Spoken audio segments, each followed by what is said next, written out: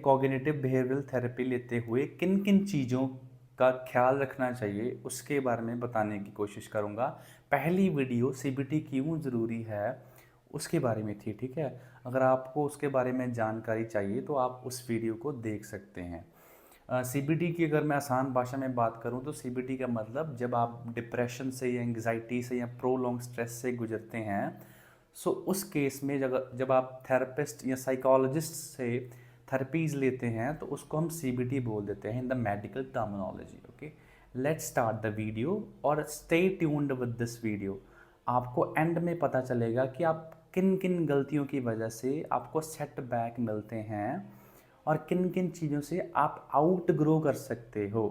You have to watch this video till end and you will definitely find the better solution for you. So let's start the video. पहली चीज़ जो है आपको अक्सर ये चीज़ हम करते हैं जब हम साइकोलॉजिस्ट से थेरेपीज़ लेते हैं तो हम चीज़ें छुपाते हैं। कोई एक लीडिंग इशू होता है, we have a leading issue, that's what we disclose with the psychologist. For example हमें किसी ने डिच कर दिया रिलेशन में, या फॉर एग्जांपल हम किसी एग्ज़ाम को पास नहीं की कर पाए, तो बड़ी करेज जुटा के हम we try to disclose with therapist. But उसके अलावा बहुत सारे अदर इश्यूज होते हैं which we try to hide, जो हम छुपाने की कोशिश करते हैं। एंड वो छुपे हुए कारण या छुपी हुई चीज़ें आपकी प्रॉब्लम का इशू हो सकती हैं। सो आप कोशिश कीजिए जो आप चीज़ छुपा रहे हैं उसे डिस्क्लोज़ कीजिए, क्योंकि वही चीज़ हो सकता है कि आपको परेशान कर रही है। क्योंकि आप छुपा रहे हो ना, आपको इन्फीरियरिटी है एक चीज़ के बारे में, इसीलिए आप वो पब्लिकली एक्सपोज नहीं करना चाह रहे, इसीलिए आप थेरेपिस्ट को बताना नहीं चाह रहे।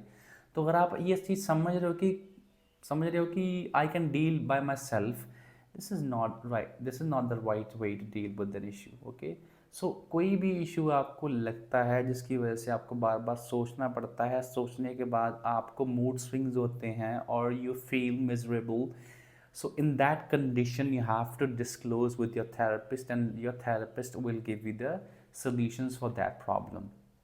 Okay, next point है time to time sessions। जब हम therapies लेते हैं, for example we have taken 4 to 5 therapies consistently, afterwards हम therapies लेना छोड़ देते हैं। We feel that it's enough, we do not need to take more therapies from the therapist because we have already known to so many things। So उस case में हमें setback आते हैं because कहीं ना कहीं हम गलती करते रहते हैं और उसकी वजह से हमें प्रॉब्लम आनी शुरू हो जाती है। धीरे धीरे ग्रेजुअली प्रॉब्लम जो है आउट ग्रो कर जाती है और हम वो फिर ड्रेडफुल सिचुएशन, वो डार्कनेस, वो फेडेड लाइफ में चले जाते हैं। So time to time sessions are very important, you have to take care of that thing.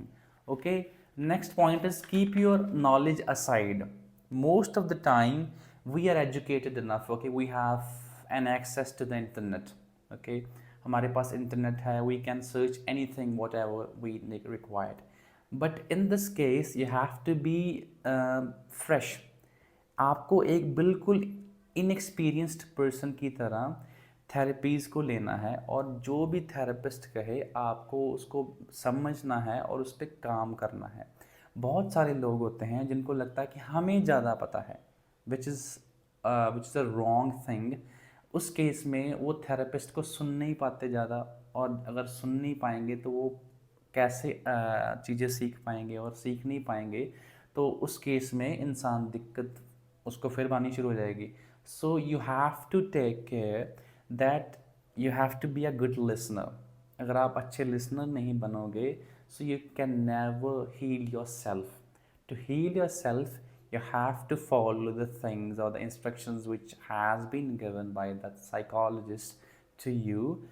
After that you will start curing yourself। Okay, so next point is you cannot be lazy। अक्सर जब हमें mood swings होते हैं तो there are two things which we generally deal with. The first one is laziness, the second one is we stop talking with the people, we just say that leave me alone please. एक तो हम कहते हैं कि मुझे कुछ करना नहीं है, और दूसरा प्लीज़ लीव मी अलोन, मुझे अकेला छोड़ दो। सो इस केस में अगर आप ये दोनों चीज़ें कर रहे हो ना, आप लेज़ी भी हो और आप किसी से बात भी नहीं कर रहे हो, तो इस केस में आप लाइबल नहीं हो किसी को आंसर करने के। सो कहीं ना कहीं साइकोलॉजिस्ट को आप लाइबल होते हो, जिम्मेवार होते हो आंसर करने के। सो इसकी वजह से आपको ध्यान रखना चाहिए, जो भी चीज़ें वो थेरेपिस्ट रिकमेंड करता है, चाहे आपको रूटीन रिकमेंड करता है, चाहे वो कोई भी आपको चीज़ रिकमेंड करता है कि ताकि आप बोलो, लोगों से बातें करो। For example, you have to make a social interaction, you have to follow those things, okay. अगर आप फॉलो नहीं करते हो तो आपको दिक्कत आएगी। सो आपको सेटबैक आएगा और आप लाइबल होते हो आंसर करने के। सो इसलिए आपको थेरेपी लेनी चाहिए, ठीक है। नेक्स्ट पॉइंट है कि थेरेपिस्ट आपको अवेयर कराते हैं कि ये एक टाइम टेकिंग प्रोसेस है, okay. After getting 2-3 therapies you start being impatient कि मुझे आई नीड रिजल्ट्स। सो वो आपको समझाते हैं, आपको पूरी नॉलेज देते हैं, बिकॉज इम्पेशेंटनेस आपको प्रॉब्लम देती है। क्योंकि जब हम एक चीज़ को बहुत लंबे समय से कर नहीं पा रहे हैं और हम धीरे धीरे क्योर होते हैं, उस केस में हम जो है काफ़ी बेसब्र हो जाते हैं और बेसब्री से हम एफर्ट्स लगाते हैं। सो when we start making strivings in those conditions or in those circumstances, afterwards we realize that we made a big mistake, okay, so we again fell into a negative situation. सो उस case में आपको जो psychologist हैं वो patience रखना कैसे होता है वो उसके बारे में बताते हैं। So you have to take therapy in this case also, ठीक है। सो लास्ट पॉइंट जो है which is way more important, way way more important, you have to take care about it.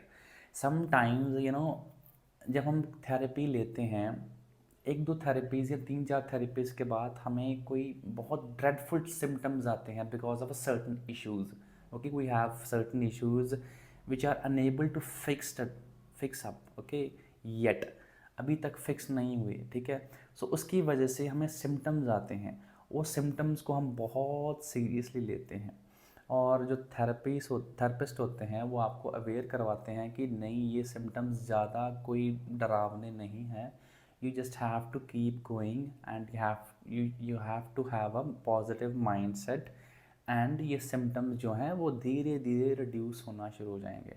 सो ये भी एक बहुत बड़ी चीज़ होती है। So these are the points which are very important to take care, okay. So आप अगर इन पॉइंट्स का ध्यान रखोगे तो आपकी थेरेपीज़ बहुत अच्छी जाएंगी और आपकी जो प्रोग्रेस है वो 4-5 गुना होगी।